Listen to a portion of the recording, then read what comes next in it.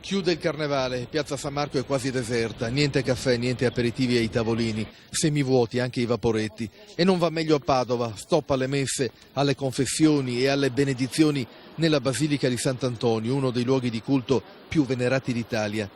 C'è il virus, tutto si ferma, scuole, università, musei, perfino le gite studentesche.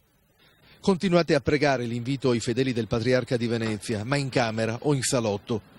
Nel Veneto, ma anche in Friuli Venezia Giulia, scattano le ordinanze anti-epidemia, mentre aumentano i contagi, superata già quota 30. Rischio mortale, ormai sappiamo, per gli infetti, ma qui ad essere stroncata è anche la nostra economia, in particolare l'industria del turismo. Diciamo al mondo intero che noi siamo ancora qui a far turismo, siamo a disposizione dei turisti, ma soprattutto dobbiamo essere aiutati. Un nuovo contagio nel centro di Venezia. 2 anziani infettati a Saccolongo, periferia di Padova. A Vo Euganeo, epicentro della crisi, è arrivato l'esercito.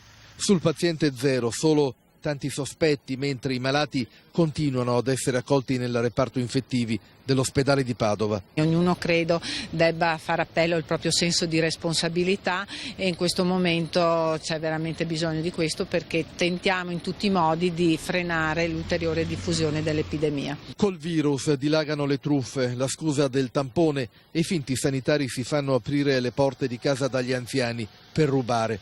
L'emergenza alimenta la psicosi, coi veneti diventati all'improvviso ospiti sgraditi, considerati in altre regioni quasi degli untori. Fermare un pullman, una macchina, una tantum è una roba solo che è ridicola, che non ha nessuna base scientifica.